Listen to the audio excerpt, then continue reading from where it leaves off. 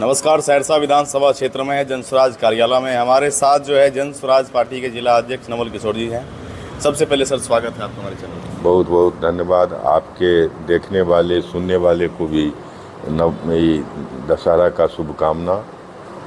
विधानसभा चुनाव नज़दीक आ रहा है, क्या तैयारी चल रही है आपकी पार्टी की?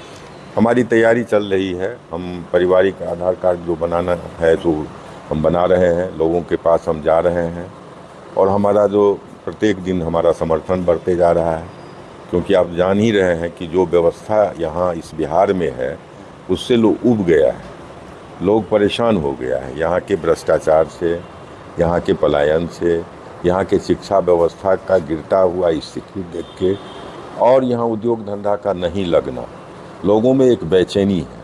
अब तो नए सिरे से आप देख ही रहे हैं कि कलई खुल रहा है लोगों का। अब तो हमाम में सब नंगे हैं। और आज हमारे प्रणेता प्रशांत किशोर जी का जो वो आरोप लगा रहे हैं कि बीजेपी के नेता और जेडीयू के नेता में ये करप्शन चार्ज है, उसका कोई जवाब बन के नहीं दे रहे हैं। वो लोग अगल बगल झांक रहे हैं, कोई सटीक जवाब नहीं देते हैं।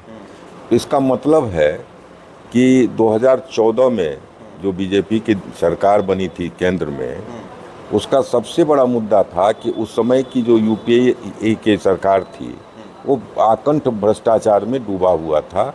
उसी के खिलाफ लोगों में आक्रोश हुआ और बीजेपी को लोग सेलेक्ट किया, यह मान के कि कांग्रेस अगर भ्रष्ट पार्टी है तो बीजेपी एक ऐसी पार्टी है जो शुचिता का काम करती है और ईमानदारी से काम करेगी। लेकिन बिहार में तो कलई खुल गया। सारे लोग, सारे बड़े बड़े मंत्री जो भ्रष्टाचार में हैं और प्रदेश अध्यक्ष जो है वो खुद भ्रष्टाचार में हैं और माफियागिरी कर रहे हैं। ये सब जनता के सामने है, इसलिए जनता में बहुत बेचैनी है। इस सरकार को बदलने के लिए जनता तय कर चुकी है। प्रशांत किशोर जी जो है आरोप लगाते हैं, संजय जायसवाल जी हैं जो बीजेपी के नेता हैं, वो अभी हाल ही में जो एक वीडियो वायरल होता है उसमें जो है प्रशांत जी के बहन पे टिप्पणी करते हैं संजय जायसवाल। अब क्या करेंगे? 5 करोड़ का तो पेट्रोल पंप वगैरह में लेते ही है पैसा, वो भी प्रशांत जी लगाए हैं। तो अब तो कुछ मिला नहीं है लोगों को। अब तो व्यक्तिगत आरोप ही होगा, इसी तरह का घटिया और नीच राजनीति होगी। ये तो हम लोग उम्मीद करते ही हैं। अगर हम किसी का चोरी भ्रष्टाचार को पकड़ के जनता के सामने ला रहे हैं और उस आदमी को जवाब देते नहीं बन रहा है तो हम पर तो आरोप लगाएगा ही ना। ये तो नेचुरल बात है। इस घटिया आरोप को भी हम लोग सहने के लिए तैयार हैं। चूँकि हम लोग बिहार के दशा और दिशा को बदलना चाहते हैं, यहाँ के लोगों को बदलना चाहते हैं, तो यह इस तरह की बातें सुनने के लिए हम लोग तैयार हैं। तो संजय जायसवाल पे जो हमला करते हैं, आप लोग कह रहे हैं पेट्रोल चोर है, क्या सत्यता है इनकी? सच्चाई है ना। कहाँ जवाब दे पा रहे हैं?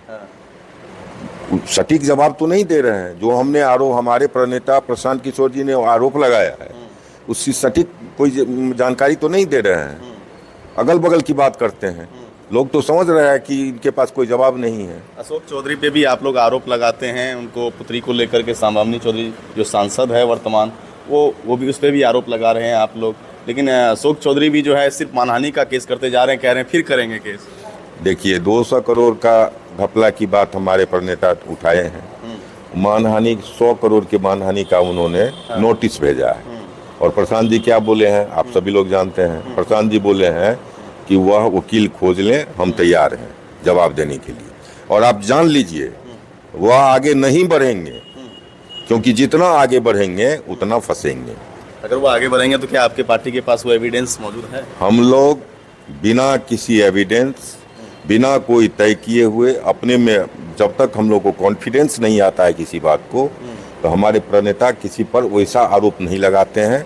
आपको बता रहे हैं कि जनस्वराज एक नई राजनीति का शुरुआत की है। ऐसे हम लोग बाजारू राजनीति नहीं करते हैं, क्योंकि हम लोग एक शुचिता का राजनीति करते हैं, पारदर्शी राजनीति करते हैं और बुनियादी सवाल हम लोग उठाते हैं जिसका जवाब कोई नहीं दे रहा है हमको।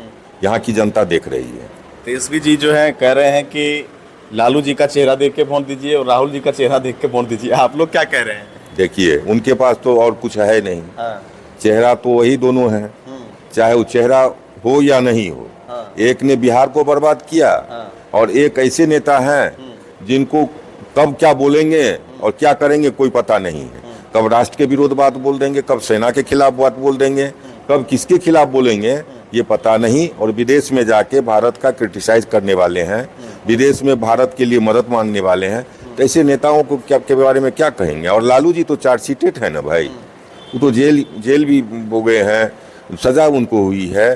तो उन पर अब तो उम्र हो गया है, उन पर अब कुछ बात करना नाजायज लगता है, उनको छोड़ के ही चलिए। सायरसा में जो है ओवरब्रिज की मांग थी जनताओं का, और 3 रेल मंत्रियों ने जो है शिलान्यास किया सायरसा में ओवरब्रिज को लेकर के। और वर्तमान विधायक जी अब कह रहे हैं कि हमारी बहुत प्रयास रही, अब हम सफल हुए ओवरब्रिज बनाने में। क्या लगता है ये चुनावी जुमला है या सही में ओवरब्रिज निर्माण होने जा रहा है सायरसा? जहाँ बिहार में और देश में हर जगह हजारों ओवरब्रिज बन के तैयार हो गया, और सहरसा जैसे पुराने जिला में एक ओवरब्रिज नहीं बना।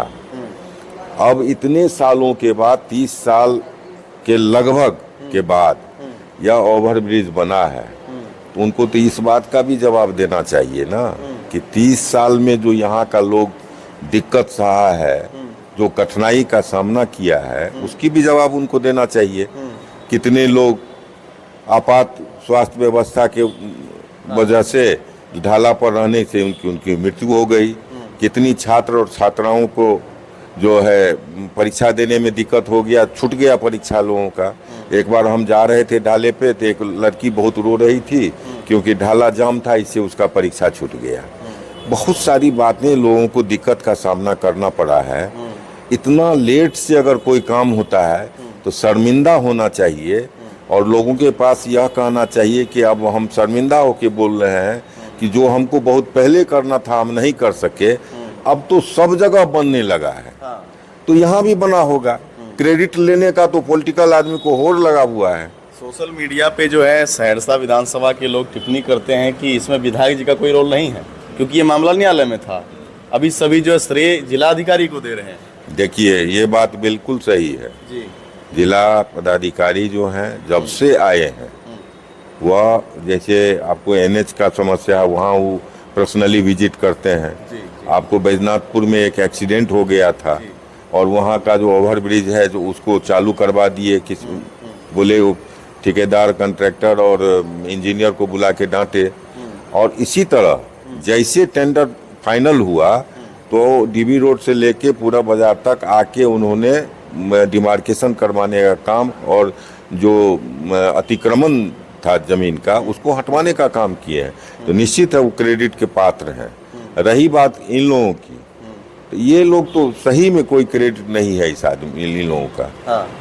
अब अंदाजा कीजिए ना, किसी शहर में जाइए डिस्ट्रिक्ट हेडक्वार्टर में, तो 2-3 ओवरब्रिज तो आम है वहाँ मिलना। हाँ। सहरसा डिविजनल हेडक्वार्टर है, ये कमिश्नरी का मुख्यालय है, लेकिन यहाँ का देख लीजिए हाल।